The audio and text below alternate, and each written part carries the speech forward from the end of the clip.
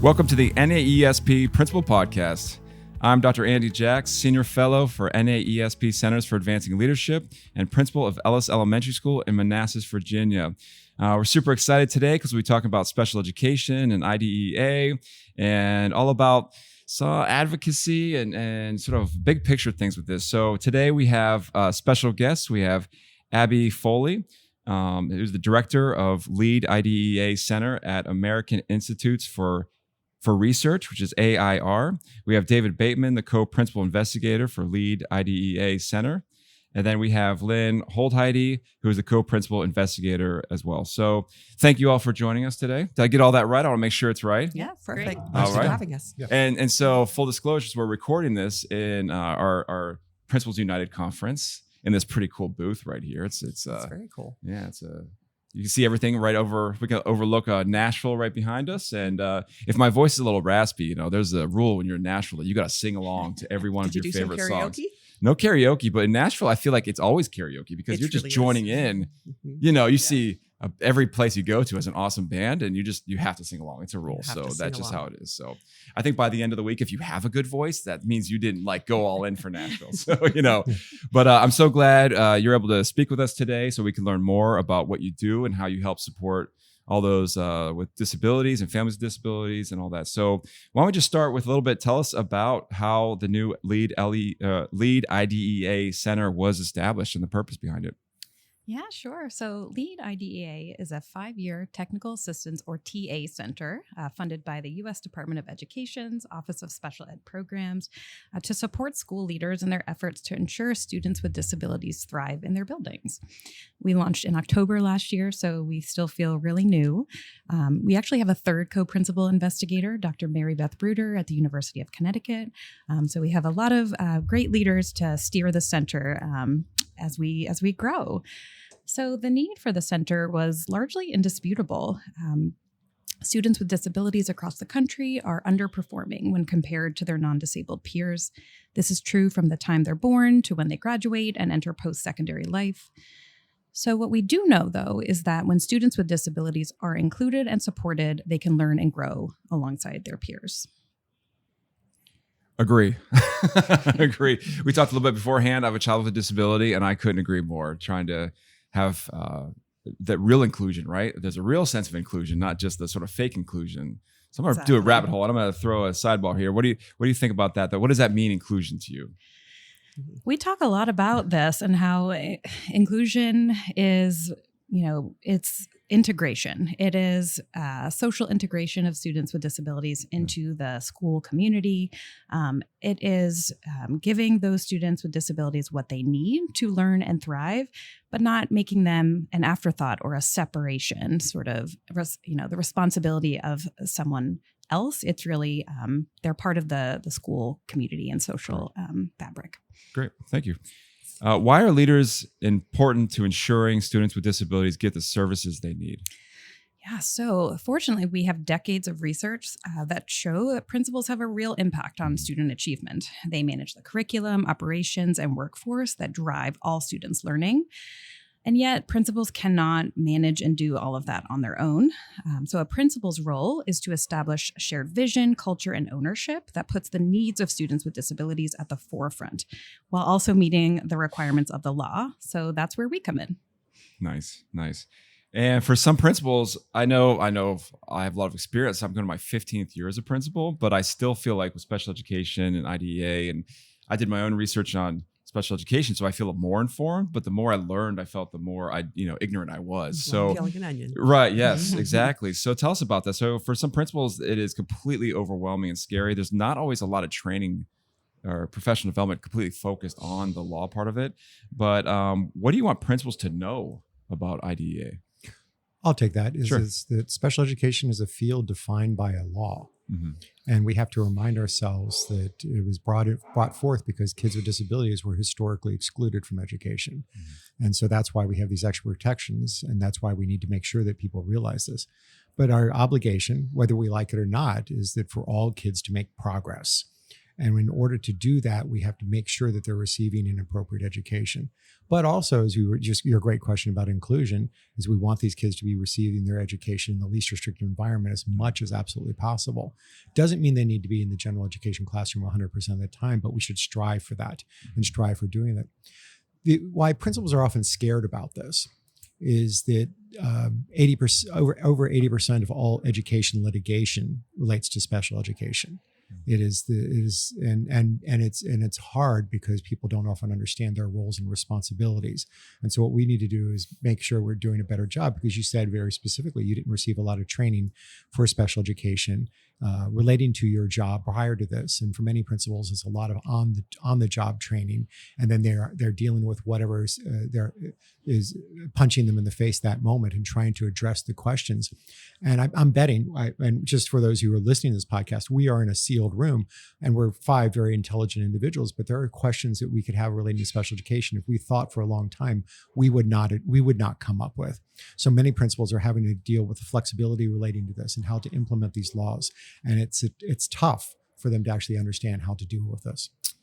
Yeah, and a short story about that is, so, a lot of times you learn a lot about teaching specifically as an educator, and depending on how you come to be an assistant principal, usually before a principal, is like I taught 5th grade, so I learned sort of organically about special education that way. And of course, you may have had a class in your undergrad. Then when you do your master's program, there's probably one class about special education that's very broad, or about school law.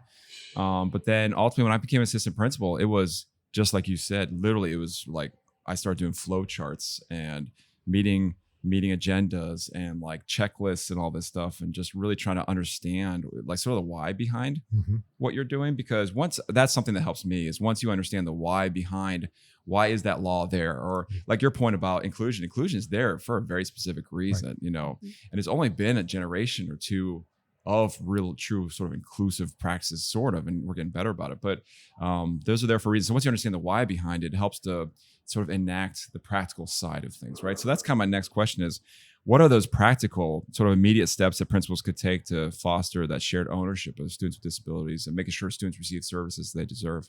Great question. Is that we have to remind ourselves that all kids eligible for special education are general education kids first, and that they are part of our fabric. They're part of our schools, and we got to count them and be part of what we're doing. But we also have to remind ourselves is that some of these kids have disabilities at no fault of their own. And we need to do our best to make sure that they're receiving an appropriate education, that they're making progress, and that things are being done to help them, because the reason they're in special education is because they are typically behind in an area or two. And then we need to provide them those additional supports necessary to help them move forward. It's not often easy because some of these kids are costly. Some of these kids we need to spend more time on. Some of these kids have behaviors that don't always necessarily endear them to each other. And we have to realize that they're just trying to help them. We need to help them and make it forward. But also for the families, is realize is that this is a shared responsibility, and we need to welcome the families to be part of this process as much as possible. Value their input, value what they have to say, treat them with respect, honor what they have to say, and pay attention to when they're raising issues and address that, because these kids are going to be part of the family's lives for decades after they leave school, and the responsibilities associated therein. So we need to do our best to help move these kids forward as we're working through this, as we're addressing their needs. So many great points. The one piece about families, and we talked about law a second ago, is a lot of times the conflict we have is because parents don't feel, correct, to your point, valued or heard or part of the process. They feel like something's done to their child as opposed to done with them as like a team. Well, let me give you an example. A lot of parents talk about IEP meetings done before they are started. Right. Is that we basically put the IEP in front of the parents and say, here, take this. This is what we've developed for you. That's not how it should be done. It should be a collaborative effort, one that we address the parents' needs, but also pay attention to the kids' needs and evolve on the document and move that forward, pay attention to what's going on. I'm well aware that there's some parents who are very, very profoundly busy, and they don't have the time to read the IEPs, and they don't have time to pay attention. And they're just gracious that services are being received. But there are a lot of parents out there who really, we need to pay attention to them, and we need to honor them and respect them and treat their time as valuable and listen to them as we move that forward. And if nothing else, we just need, they're valuable team members, and they need to be treated and given that respect. Right. And there's little practical things you can do. I know for me, something as simple as having a picture of the child right there in the meeting. Well, Keeping the student at the center. Well, yeah, I got a tip. One tip I do is I start every IEP. I only go to contentious IEP meetings. I don't go to the happy ones. Right. But I start every single IEP meeting with parent. Tell us about your child. Right. Because what it does is it grounds us to remind us that we're there to talk about a child. We're not there for a paperwork compliance document. And the child has a name. Make sure we address that child by name and we pay attention to that child. But the best example I was involved in one a few years ago where we were there for a reading IEP. It was end of September. And the kid had all sorts of reading problems. And I turned to the parent and said, just tell us about your child. And she said, I know we're here to talk about reading, but my 3rd grade daughter has no friends. She doesn't want to come to school. So we spent the next half hour trying to figure out what can we do to advocate for her, give her cooperative learning activities, give her opportunities to work with others, change the dynamics of that classroom. And the only reason we knew that is because we asked the parent. We asked the parent to provide us input. The teacher changed a lot. We came back to talk about the reading parts of the IEP 3 weeks later. Parents said, my daughter has someone who sits with her at lunch. Someone's riding with her on the school bus. They're playing with her on the playground. Let's talk about reading. We should pay attention to these things and address this. And parents hear things. The kids say things that they may not say to their teachers. And we need to respect those and move that forward as we're addressing these. Right. And I think if you go into it with the thought about how can really help this child be a successful adult, and what does success mean? It's for success for a school is a lot different success for parents. I know that as a parent now, our goals are a little bit different than I feel as an educator. I want my child to have friends and to feel loved and be function in society and like do the basic things, be able to like work in different social groups that are complicated, and those aren't in your academic standards typically, but they're just as important to parents and ultimately to that child. And I think if you address that, you listen to that, like you said, for parents, that goes a long way. Yeah. I used to do a study following students with disabilities after they graduated high school. And I think if I would have done that earlier in my career, I would have taught differently. Okay. I think we underestimate the need for self-advocacy, determination.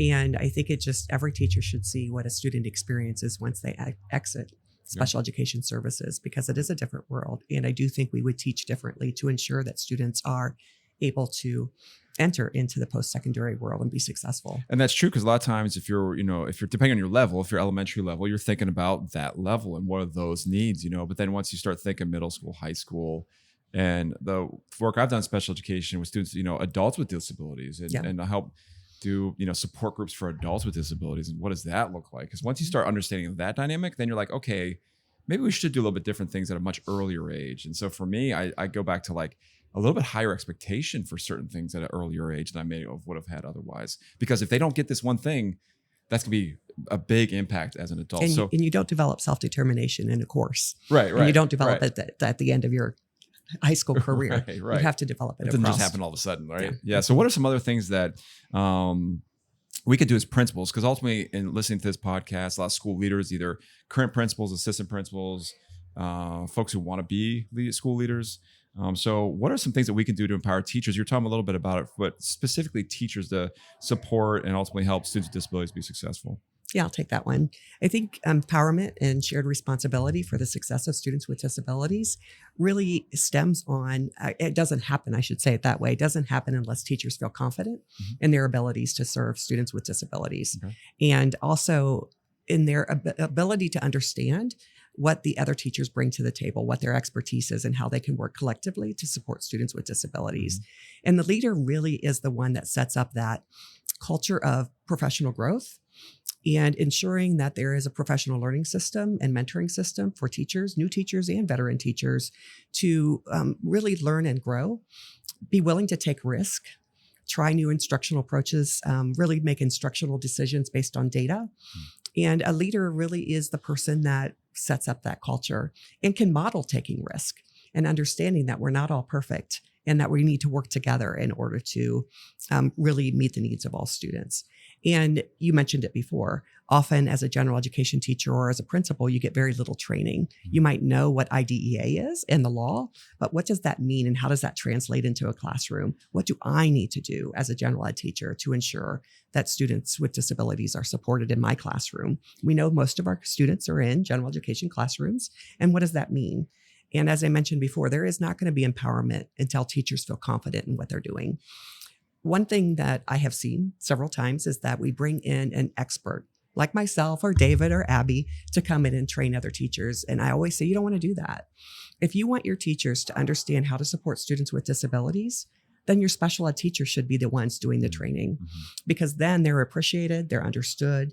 The other teachers understand the knowledge that they bring, and it creates a really collaborative environment where they respect and trust one another. And I think that, to me, is what creates an empowerment, and really modeling that expectation in everyday behavior from a principal to a teacher, that all students matter and that we're here to support students. We may not get it all right, but we're going to create a system where we're supported, we support each other, and we continually learn. Yeah, all good points there. I think one of the struggles you have as a principal is that on one end, I think most principals believe these things, right? They believe that students can succeed and should be included.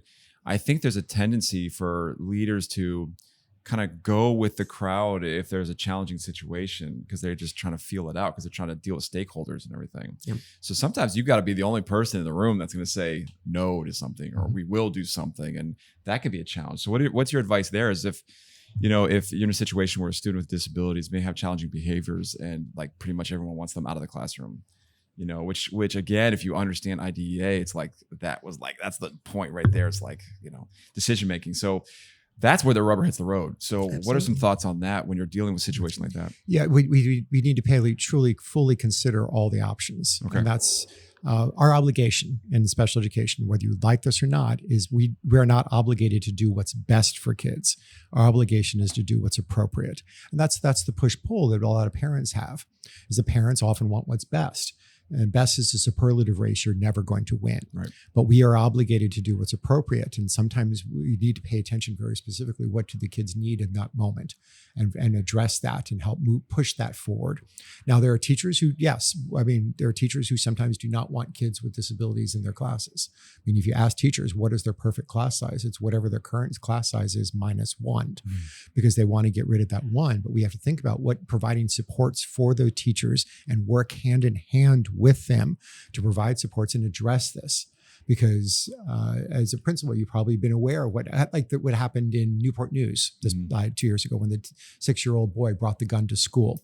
That teacher had been reaching out to her principal for a long time, seeking his supports and trying to figure out what to do more appropriately for that. And when a teacher does that, we need to pay attention to this. Doesn't necessarily mean the kid is going to go to a more restrictive placement, but we need to think about what other additional supports are necessary for that teacher to help do their job effectively. I don't want to tap into that real quick. And you could run off this if you want, is I think I want to say that most teachers really do want kids in their class. They want to be able to support them. And I think over the years, I learned that more and more. And even when a teacher presents as in like, I want this kid gone, I don't really believe that's really what's happening. I think they feel pretty insecure about their abilities to teach this child. And I think it comes from a good place sometimes when they're asking basically for help. And to your point is, if you're, what does a teacher need to feel successful? And so I want to kind of go in that direction about, you talked a little bit about special education teachers and general education teachers. And I do think you're right. Sometimes there's a divide of,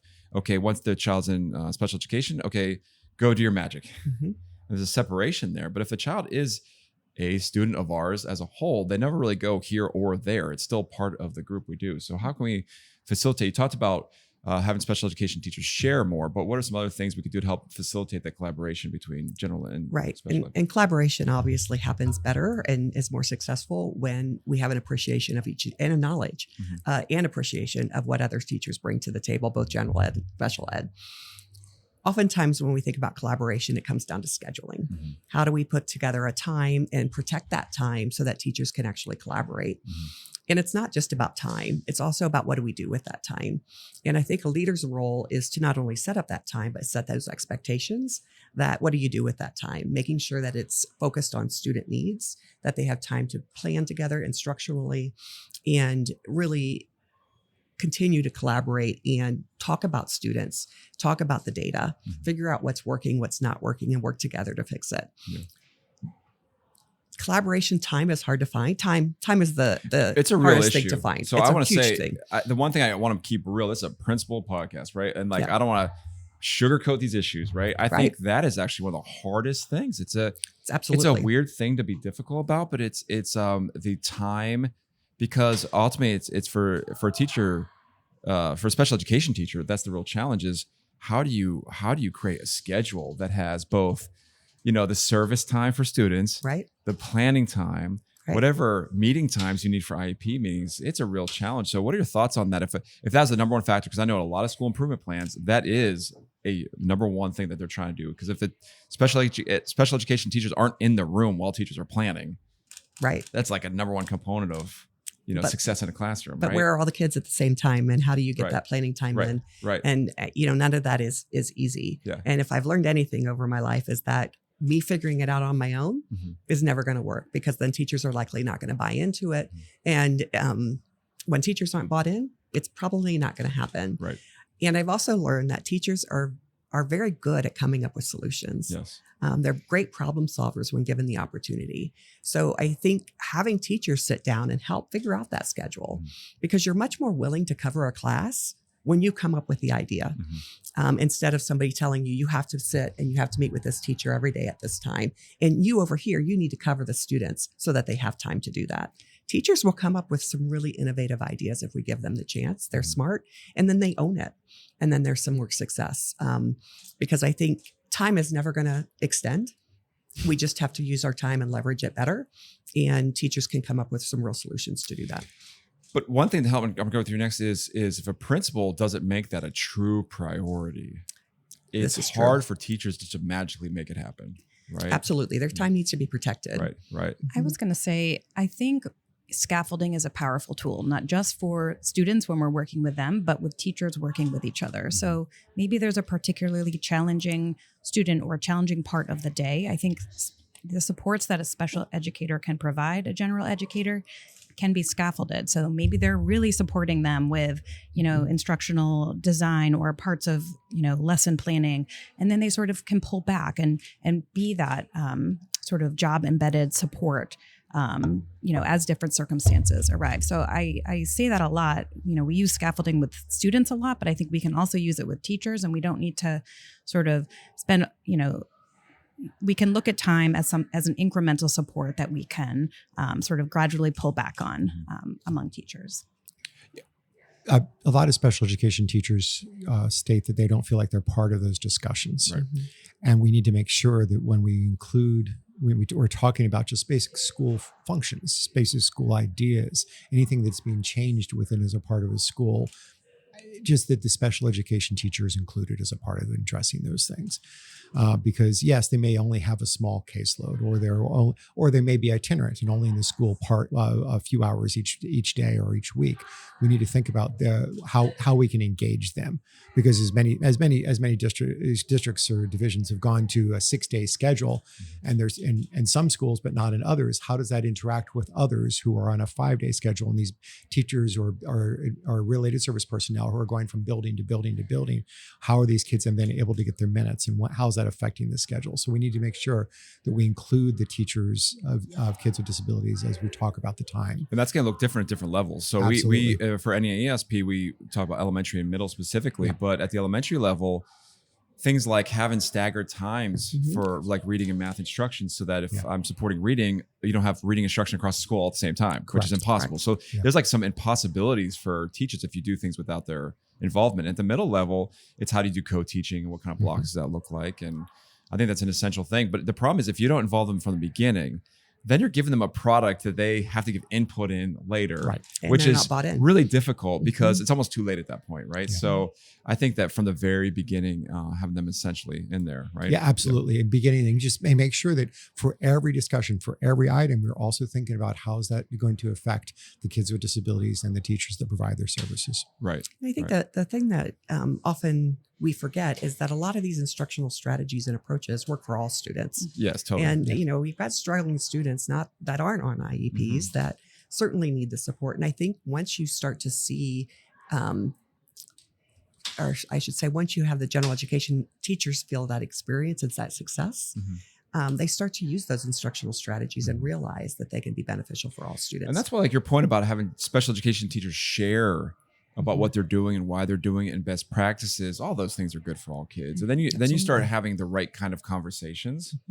sort of solution-oriented conversations. So we have some other questions I want to get to, but before we do that is, what are those kinds of solution-oriented things we can talk about with best practices for students with disabilities? Because so many times, I gotta be honest, you get into a room, you talk about the problems, and even as we talked about IEP meetings earlier, one of my concerns as a parent early on with the student with disability is all they talked about was what he couldn't do. And even as a young child, I was like, well, he could do a lot of things you're not talking about. And that was something we advocated for our child, to make sure that those teachers know that he has a lot of strengths as well as weaknesses. But when we're talking about problems only, we just see, it's like, classically, you only see the more you look for something, the more you see it. So what are some solution oriented things we could do? So I've been going over the years to a lot of weddings and funerals. And when I go to those, people ask what I do, and I say I'm in special ed, and I constantly saying, "Oh, you must be so patient." And what it basically implies, if I just sit and wait, that the kid eventually is going to get there. And what I'm finding is that when I was a special education teacher, is that I had to be incredibly creative to arrange it for kids to be successful, because these kids often don't learn in the same ways as everyone else. So we have to realize that it takes a high level of creativity. There were times I was mentally exhausted because I was trying to convince kids to stop doing what they were doing, where they were having a lot of fun, to come over and do this new fun thing over here called reading, and which they did not get success in their general education classroom. And I was just exhausted from this, the mental games that we have to play. But we have to think about is that good teaching is good teaching, and constantly changing what we're doing so that we're effective with these kids. Because if something doesn't work, try something else, and then take data on that. And then if that doesn't work, try something else. And if that doesn't work, try something else. Because it's better for the kid instead of having the kid wallow in failure. But it's a good way of actually trying to arrange it so the kids can get closer to their chronological age peers. Is that good teaching and trying different things and being creative about how to do this, and then taking data and making arrangements and adjustments based on that is vital. And I keep coming back to the leader in this, right? Because our center is about how to support leaders, and thinking about instructional coaching that needs to provide in that instructional leadership. We know that there are evidence-based practices to support students with disabilities, but they're not a sure-all. Sometimes they work, sometimes they don't. But that data analysis and taking a look and making database decisions on instruction is really important. And a leader steps in and provides the culture of looking at data. So what should they expect to see then? Because that's another piece we talk about getting in trouble, is you get in trouble if kids aren't making progress. Absolutely. And you don't have data to show that, right? And so it's so easy to go down the road. And I gotta be honest, for principals, there's a lot of different things you're doing. May or may not be the highest priority. And you may just be like, I'm just glad you're in that room right now. And so I'll just let you do your thing. And that's a mistake, because that instruction in a self-contained classroom, or they're supporting in a general ed classroom, they're all as equally important. But there is a tendency sometimes to just, okay, go, you're just there, I'm glad, which is the wrong thing, right? So what should a principal expect to see the teachers doing with data?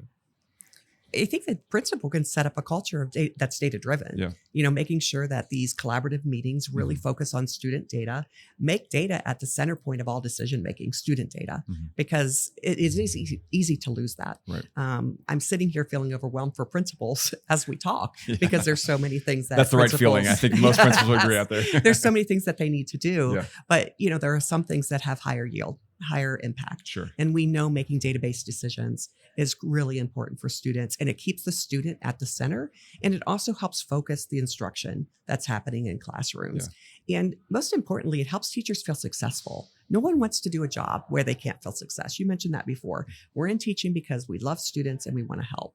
But if you're not feeling successful, you don't want to stay. Right. So as a principal, I feel it's important to find those wins. Absolutely. And sometimes it's a data win, sometimes it's a social win, sometimes it's as simple as a child can participate in an event. I think highlighting those, something I try to do is, like, I'm thinking of a very specific situation where no one thought this child could do an event, like a kindergarten celebration. And the teacher, this kid was gifted with this teacher, God put this teacher in this child's life.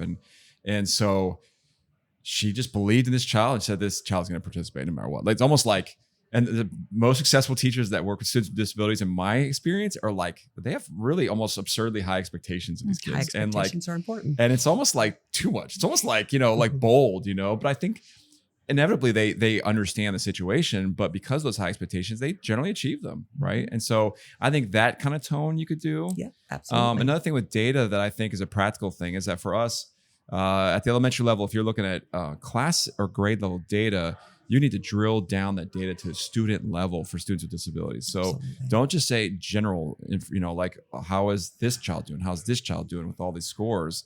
And instead of just saying, oh, they're not, of course, because I've heard stuff like that. Well, of course they're not going to do as well.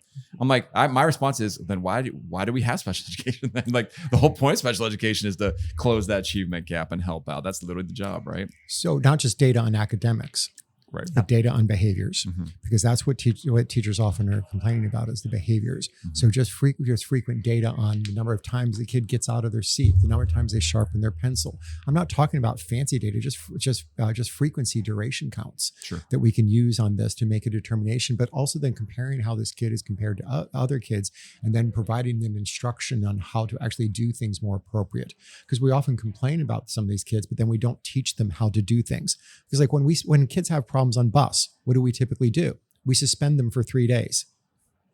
That doesn't teach the kid anything. Yeah. I mean, kids don't go home and fire up YouTube and watch appropriate bus riding videos for 3 days. They come back after missing 3 days of education. If we need to think about when a kid is having a problem as a red flag being waved in our face, that this kid needs instruction on how to do this more appropriately. Yes. And I could preach about that all day. We need to treat behavioral intervention just like we would reading intervention. Well, all behaviors are forms of communication. Correct. The kid can't articulate, excuse me, I'm having great difficulty with the math problems you placed in front of me. So they throw something instead. Yeah. And because they can't say that. We need to think about behaviors as communication. And that's increasingly true for, specific disabilities where there are actual like cognitive communication challenges that kids have. So, so who could a principal turn to for guidance and support in understanding IDEA and how to ensure students with disabilities will get the services they need? Well, as Lynn articulated very nicely before, is we need to think about uplifting our special education staff and using them for internal supports and our supervisors and relying on these and making sure that we have opportunities to engage with them because they know what they're supposed to be doing. We just need to realize that we can rely on them. In our session yesterday, we talked about the fact that there are some principals we need to be able to principals and general education teachers can answer the question to parents, I don't know, but I'll get you the answer, and then go to their special education supervisors for the answer. But there's also guidance from the U.S. Department of Education, and we have a parallel center to us called the Progress Center that has provided some really good videos and tip sheets on how to do these things. And we just want to make sure that people realize that for principals, they don't have to go it alone. There are a lot of resources out there, and NAESP is increasingly providing great resources for principals as a part of this, and use their professional organizations. Continue to listen to podcasts for information because it's just stay current, stay aware, stay available about what's going on. And by doing that and being part of your professional organization can really do a lot for you. Yeah, and come to Lead IDEA. Yeah, there you go. The Lead IDEA Center to for the available resources that we will have. So if principals to do that, what would that actually look like? What would they actually have to do to connect with you? Well, do you want to answer that one? We are working on all of that. Okay. So we're working, over the past few days, we're really working alongside leaders to figure out what you all need. And so every support, every product, every training that we offer, we want to make sure it directly addresses that need. So right now we have a website that you can check out. It's lead-idea.org. There's not a lot on there now. We'll get more resources on there soon, but there is a page on there where you can contact us. So strongly recommend if you're an individual principal or a district leader or even a leader at the state level, fill out that form, make a contact with us, and we carefully monitor that, and just stay tuned. We'll have a newsletter, social media where we'll be pushing out opportunities to engage with us. As David mentioned, working really closely with NAESP and NASSP to figure out how we can join forces with them. But we do really hope to offer a menu of services, whether it's trainings, workshops, communities of practices. We're also really hoping to provide coaching because we know that that's an evidence-based professional learning strategy that has great impact, and it's something principals need and deserve.